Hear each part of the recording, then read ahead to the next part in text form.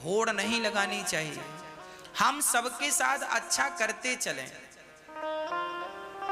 आपका एक प्रश्न है, आप कहते हैं महाराज जी हम सबके साथ अच्छा करते हैं, हमारे साथ बुरा क्यों होता है? अरे भाई, आप सबके साथ अच्छा कीजिए, पर ये अपेक्षा मत रखिए कि सामने वाला भी आपके साथ अच्छा करेगा। आप सबके साथ अच्छा कीजिए। जब आप सबके साथ अच्छा करेंगे तो फिर बिहारी जी आपके साथ अच्छा करेंगे। भगवान आपके साथ बुरा नहीं होने। किसी के साथ आप अच्छा करेंगे तो वो अच्छाई परमात्मा के रजिस्टर में दर्ज हो जाती है। उसका परिणाम ईश्वर देता है, सामने वाला थोड़ी परिणाम देगा। हमने आपके साथ अच्छा किया तो ईश्वर ने देख लिया कि इन्होंने इनके साथ अच्छा किया, उस अच्छाई का फल परमात्मा हमें देगा। आप थोड़ी रिटर्न हमें अच्छा देंगे, वो तो आपका स्वभाव है कि आप हमें क्या देते हैं बदले में। हमें आपसे उम्मीद नहीं करनी चाहिए कि आप हमारे साथ अच्छा करें, हम आपके साथ अच्छा करें। बस आप सबके साथ अच्छा करो। सामने वाला कैसा व्यवहार करता है आपके साथ, वो उसके संस्कारों पर निर्भर करता है। आप अच्छा करते रहो, अच्छा सोचते रहो, ईश्वर आपके साथ खड़े हैं। आप सबका अच्छा सोचेंगे, विधाता आपका अच्छा सोचेंगे। कभी बुरा ना सोचिए किसी का, कभी बुरा ना करिए किसी के साथ। हाँ प्रिय भक्तों, श्री द्रौपदी ने कहा क्या इसे मार देने से, अश्वत्थामा जब सामने खड़े हैं पुत्रों के हत्यारे, द्रौपदी से कहा मार दो इसे। द्रौपदी ने कहा इसे मारना समस्या का समाधान नहीं है, छोड़ दो इसे। दया धर्म का मूल है, पाप मूल अभिमान। तुलसी दया न छोड़िए जब तक घट में प्राण। जब तक जिंदा हो दया कभी ना छोड़ो। द्रौपदी कहती है इसे नहीं मारना, छोड़ दो अश्वत्थामा को। भीम भैया ने कहा द्रौपदी क्या तुम्हें इस पर दया आ रही है? बोले दया मुझे इस पर नहीं, दया इसकी मां पर आ रही है। इसकी मां भी रोएगी कल कि मेरे बच्चे को मार डाला। फिर क्या करना है? छोड़ दो। भगवान से पूछा क्या करें? भगवान ने कहा ब्रह्म बंधुर्न हंतव्या आतताई बधारहण मयैवो भयमाम्नातं परिपाह्यनुशासनम्।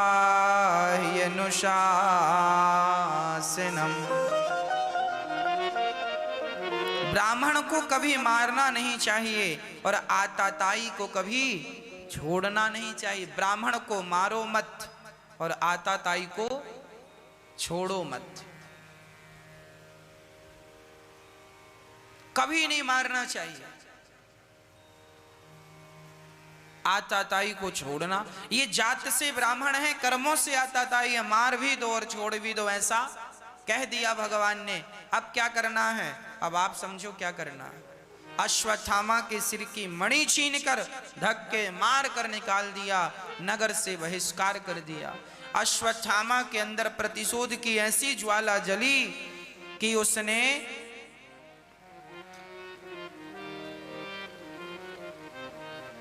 ब्रह्मास्त्र चला दिया। अभिमन्यु के पुत्र, अभिमन्यु की पत्नी उत्तरा गर्भवती थी, उसके गर्भ को नष्ट करने के लिए ब्रह्मास्त्र चला दिया।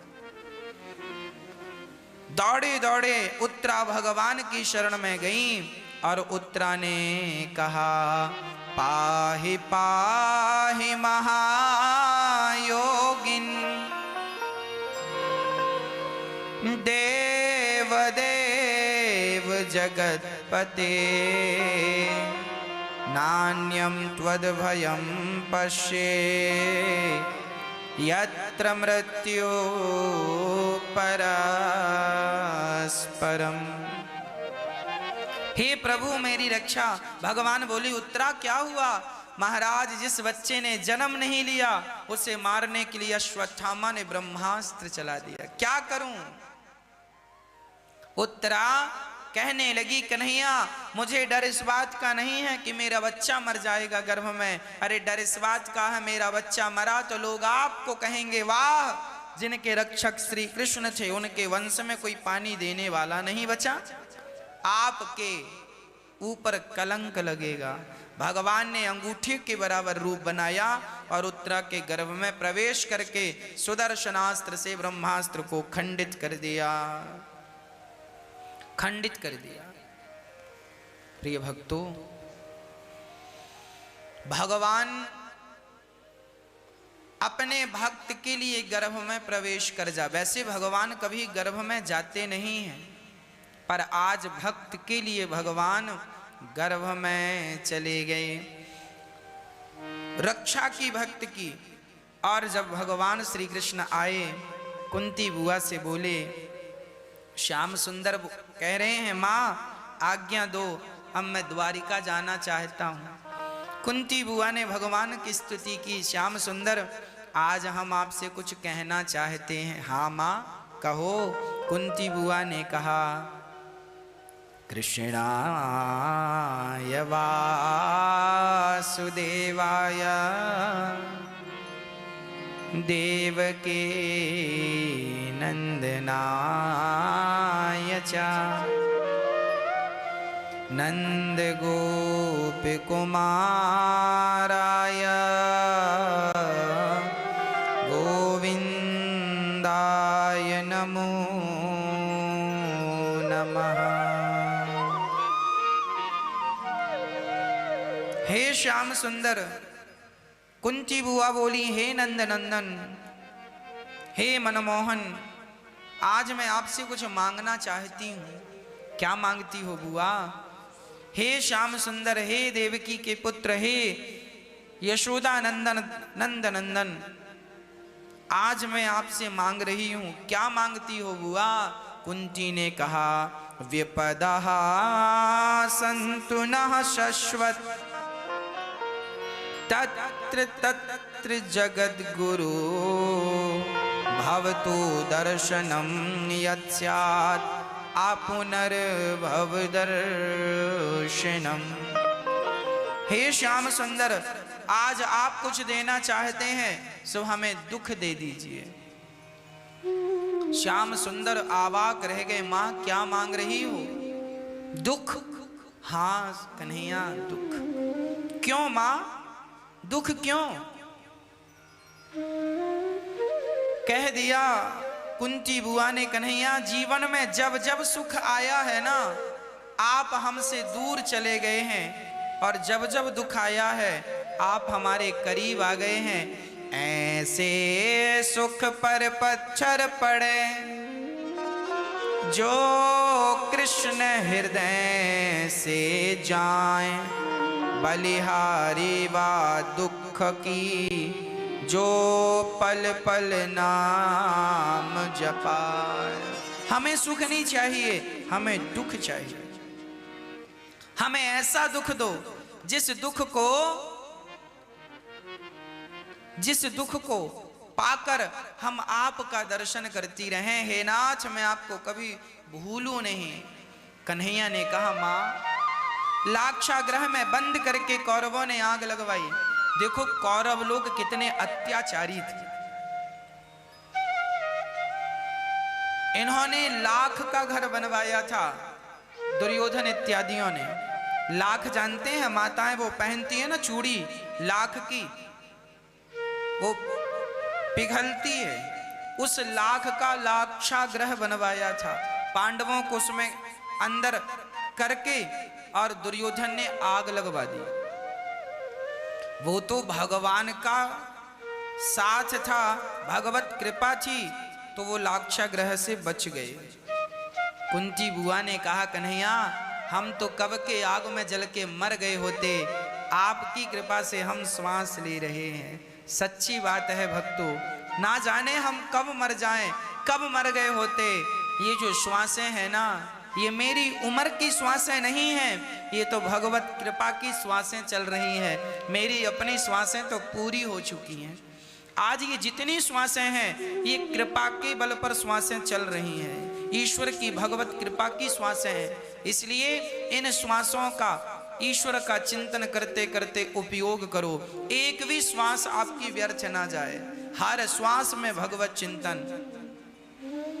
श्वास श्वास में हरि भजो, वृथा श्वास मत खोय, ना जाने से श्वास का आवन होय न होय। पता नहीं श्वास आती है या नहीं। कुंती बुआ ने कहा, प्रभु दुख ना आया होता तो उस दुख से रक्षा करने आप कैसे आते। दुख आया तो आप आए। ऐसा दुख मुझे अच्छा लगता है जिस दुख में आपका स्मरण हो जाए, आपका दर्शन। दुख ने मुझे आपका दर्शन कराया, मैं कैसे कह दूं कि दुख बुरा है। और सुनो, जब भरी सभा में द्रौपदी ने जब गुहार लगाई तो क्या हुआ? कोई नहीं आया, कोई नहीं आया। द्रौपदी की साड़ी जुआ खेला गया, पांडवों और कौरवों के साथ जुआ हुआ। उस जुआ में धर्मराज युधिष्ठिर ने द्रौपदी को दांव पर लगा दिया और वो दांव हार गए। जब द्रौपदी जुआ पर लगी तो दुशासन गया, चलो द्रौपदी अब तुम हमारी दासी हो। बाल पकड़कर घसीट करके द्रौपदी को लाया। द्रौपदी ने कहा, देवर जी मैंने अभी ऋतु स्नान नहीं किया। वो द्रौपदी अभी मासिक धर्म में थी, पवित्र नहीं हुई और बाल पकड़कर लाया। शरीर में एक ही वस्त्र था उस समय। निवेदन कर रही है, गिड़गिड़ा रही है, मुझे छोड़ दो, मुझे छोड़ दो, मेरी रक्षा करो। दुशासन पकड़कर उस अबला नारी को लाया और घसीट कर सभा में खड़ा कर दिया। हद तो तब हो गई जब दुर्योधन ने कह दिया, दुशासन बड़ी सुंदर है ये, इसके कपड़े उतार दो। दुशासन साड़ी खींचने लगा और द्रौपदी मदद को चिल्लाने लगी, अर्जुन मेरी रक्षा करो। अर्जुन गांडीवधारी सिर नीचे कर लेते हैं, भीम मेरी रक्षा करो, सिर नीचे। धर्मराज मेरी रक्षा करो, सिर नीचे कर लिया। गुरु द्रोणाचार्य जी रक्षा करो, पितामह भीष्म, कोई रक्षा नहीं किया। याद रखना भक्तों, संसार का अहंकार ना करना। संसार काम नहीं आता, काम आते। जब द्रौपदी ने बुलाया, भगवान द्वारिका से दौड़ पड़े, मेरी बहन पर संकट आया। साड़ी बनकर भगवान स्वयं खींचने लगे।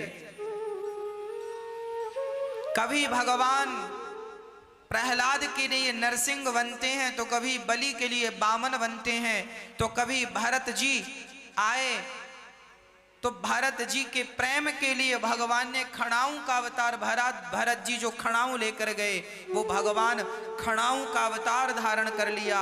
आज अपनी बहन की रक्षा के लिए भगवान ने वस्त्र का अवतार धारण, वस्त्र बन गए भगवान। वस्त्र बनकर खींच रहे हैं, खींच रहे हैं, खींच रहे, खींचते चले जा रहे हैं भगवान।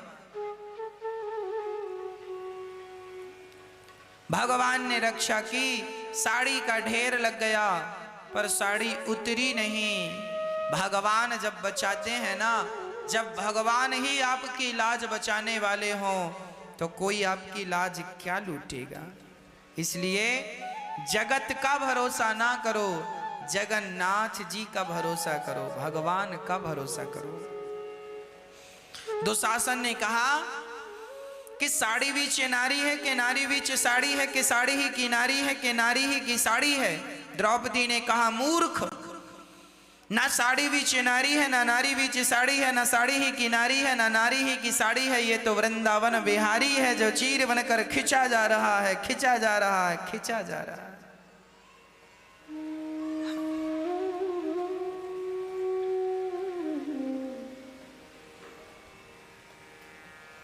भगवान खिंचे जा रहे हैं साड़ी बनकर, रक्षा कर रहे हैं भगवान अपने भक्त की। कुंती बुआ ने कहा नाथ, मुझे बस इतना वरदान दो कि मैं आपको कभी भूलूं नहीं।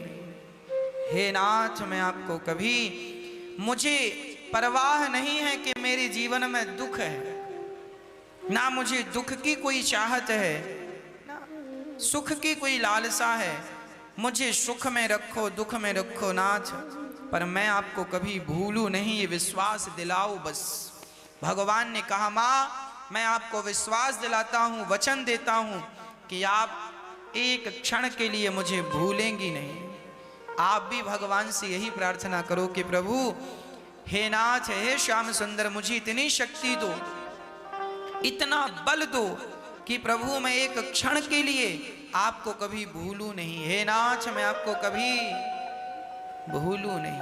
हे नाथ, मैं आपको कभी भूलूं नहीं। प्रिय भक्तों, भगवान कुंती बुआ पर कृपा करते हैं। मां कुंती बुआ श्याम सुंदर को बड़ा प्यार करती थी। कुंती मां, मां तो सदा अपने बच्चों को प्यार करती ही है। बच्चे भूल जाते हैं अपनी माता को, अपने पिता को। इसलिए मैं आपसे निवेदन करता हूं कि किसी भी हाल में अपनी मां को मत भूलिएगा।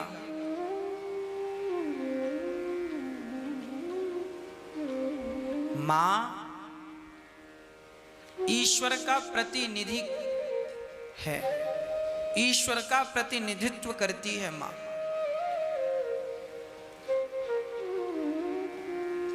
मां परमात्मा का एक दिव्य सा तोहफा है हर पुत्र के लिए। इसलिए आज मुझे बड़ा कष्ट होता है ये सुनकर कि आज के बच्चे अपनी मां के साथ कैसा व्यवहार करते हैं। कितनी माएं हमने आपसे परिचय कराया, कोई मां कहती है कि हमारे बेटे ने घर से निकाल दिया, तो कोई मां कहती है हमारे बेटे ने हमें मारा है, मार कर निकाल दिया। तो कोई बेटा कहता है निकल जा मेरे घर से। जब मां अपने बच्चे का ही प्यार नहीं पाएगी, बच्चे ही दुत्कारेंगे, तो फिर मां का सहारा कौन बनेगा। इसलिए ये दास अनिरुद्ध गौरी गोपाल वृद्धाश्रम का निर्माण हमने इसीलिए कराया। बिहारी जी ने प्रेरणा दी और ये दास माओ की सेवा में लगा हुआ है। एक मां सबसे पहले जब गौरी गोपाल वृद्धाश्रम का निर्माण नहीं हुआ था, इसकी शुरुआत कहां से हुई वो मैं आपको संक्षिप्त में कहता हूं। एक जगह हम कथा करने गए तो वहां एक मां आई। उन मां ने हमसे कहा, वो मां सबके घर भोजन बनाने का काम करती थी। अब शरीर बूढ़ा था, एक बेटा था। वो माँ आकर रोने लगी, कहने लगी, बेटा अब हाथ पांव काम करते नहीं हैं, पर हमें भोजन करना है ना, तो 2 पैसे कमाने पड़ते हैं। हमने कहा, माँ तो आपका तो बेटा है, वो देता होगा कमा कर, आपको कमाने की क्या जरूरत है।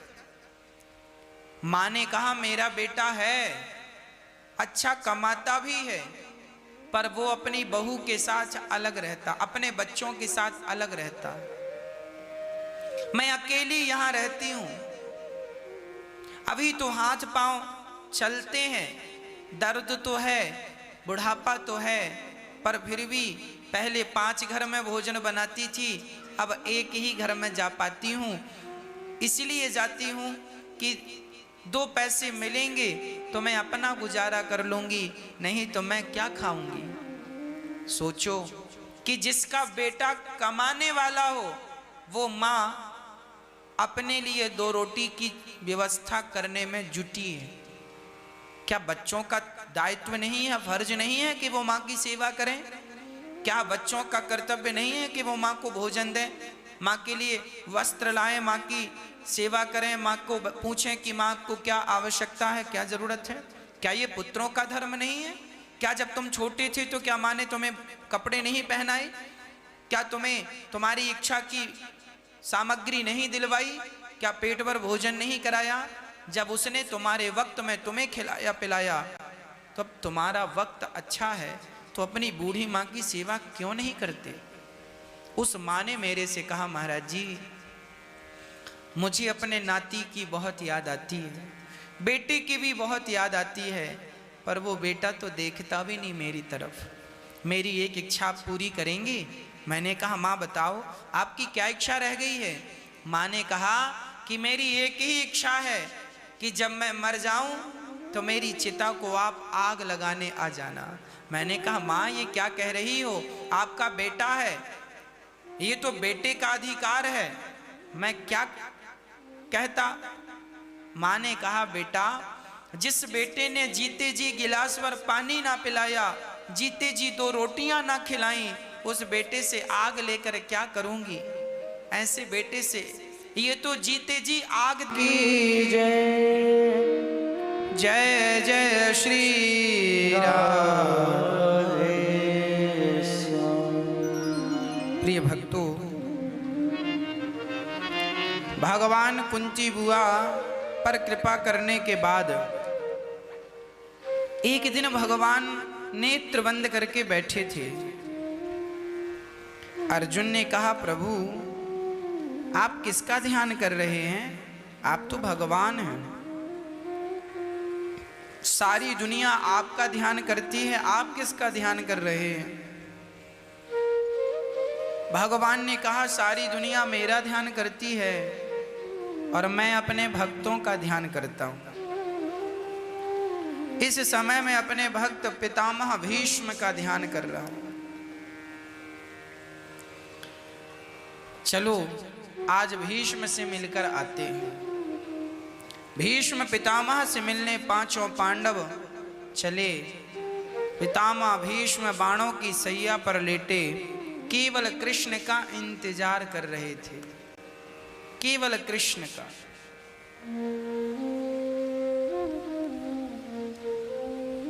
ईश्वर ने आंखें दी हैं तो इन आंखों से कभी भगवान का भी इंतजार किया करो। आंखों को इंतजार है सरकार आपका, ना जाने होगा कब हमें, ना जाने होगा कब हमें दीदार आपका।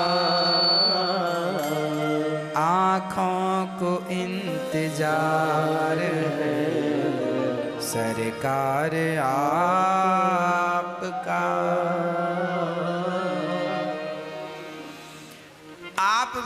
भगवान का इंतजार इन आंखों से किया करो। पितामह भीष्म बाणों की सैया पर लेट कर देखिए भगवान को।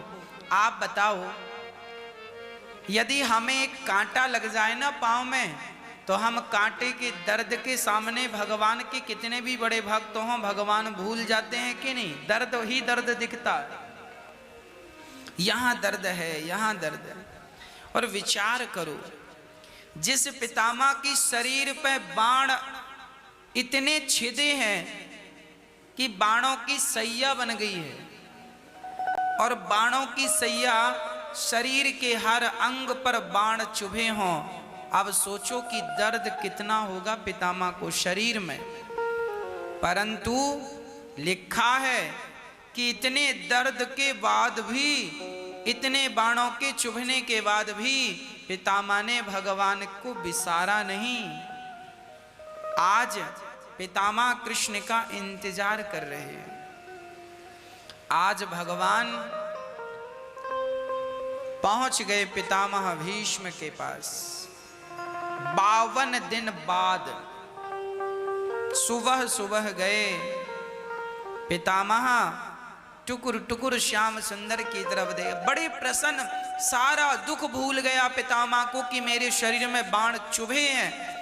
सब भूल कर कृष्ण का दर्शन करने लगे। वाह प्रभु, मुझे विश्वास था आप जरूर आएंगे, मुझ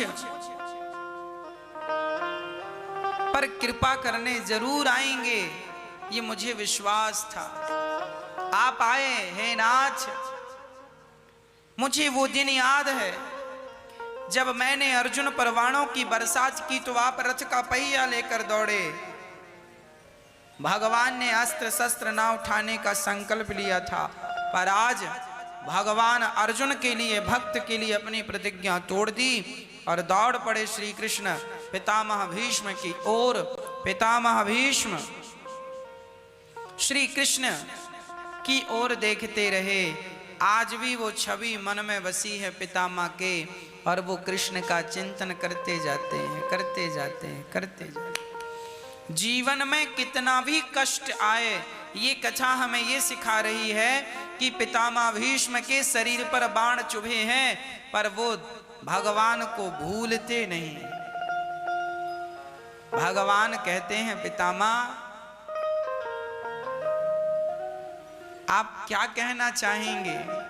तब पितामह ने कहा, हे श्याम सुंदर, इति मति रूप कल्पिता वितृष्णा भगवति सात्वत पुंगवे विभूम्नि स्वासुखमुपगते क्वचित् विहर्तुं प्रकृतिमुपेयुष यद्भ प्रवाह। हे श्याम सुंदर, पितामह अपनी बात शुरू करते हैं इति। इति का अर्थ होता है, हम लोग जहां अपनी बात पूरी करते हैं ना, वहां इति लगती है। इति, इति मतलब पूरी बात हो चुकी, और पितामह इति से प्रारंभ कर रहे हैं। मतलब हमारी और आपकी बुद्धि जहां पूरी होती है, हमारी और आपकी सोच जहां पूरी होती है, भगवान की कृपा वहीं से स्टार्ट हो जाती है। यह अर्थ है इति का। हम इतना सोच नहीं सकते जितना परमात्मा हम पर कृपा करते हैं। इति मति, हे प्रभु, ये जो मेरी मति है ना, आज मैं आपको क्या दूं? पितामह बाणों की सैया, आप लोग तो बिहारी जी जाते हैं तो पुष्प तोड़ कर ले जाते हैं, आप तो जाते हैं हार माला ले जाते हैं, पेठा पेड़ा ले जाते हैं, सब ले जाते हैं, पर पितामह बाणों की सैया पर लेटे हैं, चल फिर सकते नहीं, क्या लेकर जाएं, क्या चढ़ाएं भगवान को? तो पितामह ने कहा, प्रभु मैं तुलसी नहीं लाया, मैं फल नहीं लाया, मैं जल नहीं लाया, मैं सोना चांदी नहीं लाया, आज मैं अपनी बुद्धि को आपके चरणों में चढ़ा रहा हूं, समर्पित कर रहा हूं। इति मति रूप कल्पिता, भगवान ने कहा बुद्धि चढ़ा रहे हैं, तो ये बताओ आपकी बुद्धि कैसी है? बोली वितृष्णा, मेरी बुद्धि में कोई तृष्णा नहीं है, अर्थात कोई कामना नहीं। मैं अपनी बुद्धि आपके चरणों में रखूंगा। आप ये ना समझिएगा कि मैं आपसे कुछ मांग रहा हूं, कुछ लेना चाह रहा हूं ना, मेरे अंदर कोई कामना नहीं। मैं अपनी निष्काम बुद्धि आपके चरणों में चढ़ा रहा हूं, मेरी कोई चाहत नहीं। कामना रहित पितामह कैसे हैं? निष्काम, कोई कामना नहीं।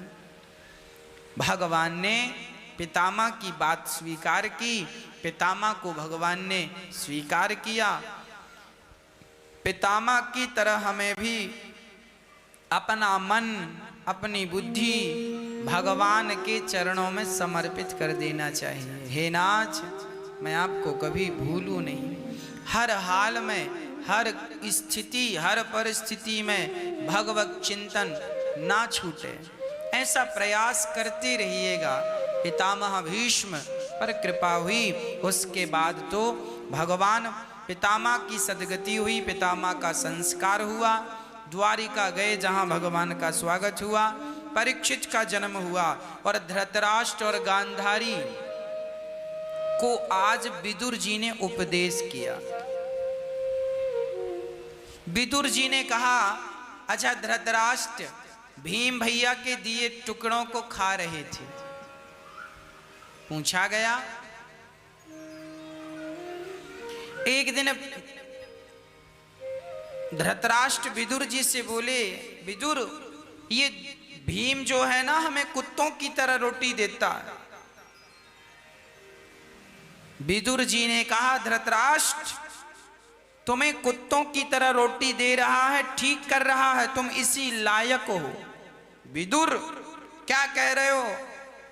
विदुर जी ने कहा धृतराष्ट्र से, धृतराष्ट्र भैया हमने आपको लाख बार समझाया था कि दुर्योधन का कहा ना मानो, दुर्योधन का कहा ना मानो, पर आप दुर्योधन की मानते गए और आपके उस दुर्योधन ने सर्वनाश कर दिया आपका। अपने गुरुजनों की, अपने से बड़ों की, समझदारों की बात जरूर मानना चाहिए। जब आप अपने से बड़ों की बात को महत्व नहीं देते, उनकी बातों का सम्मान नहीं करते, तो आपके जीवन में दुखों के पहाड़ टूट जाते हैं। आज धृतराष्ट्र और गांधारी के ऊपर दुखों का पहाड़, टुकड़े रोटी कुत्तों की तरह खिलाते हैं भीम भैया। लो बुढ़े खाओ, अंधे खा लो। और धृतराष्ट्र खाते हैं, क्यों? क्योंकि जब धृतराष्ट्र का समय अच्छा था तो उन्होंने पांडवों के साथ बड़ा बुरा व्यवहार किया। जब आपने इनके साथ व्यवहार बुरा किया है तो आप अच्छे व्यवहार की अपेक्षा कैसे कर सकते हैं? जो बोया है वही तो काटेंगे। विदुर जी बोले, चलो परिवार का मोह त्यागो, 100 बच्चे मर गए, तुम्हारे शर्म नहीं आती? पड़े हो, चलो। दोनों को ले गए धृतराष्ट्र गांधारी को गंगा के तट पर, भगवान का चिंतन करते करते अनशन कराया और दोनों की सद्गति कराई विदुर जी ने। धर्मराज युधिष्ठिर ने देखा मेरे ताऊ जी कहाँ हैं, नहीं नजर आए। तब नारद जी ने समझाया, उनकी सद्गति हो गई है। जब भगवान श्री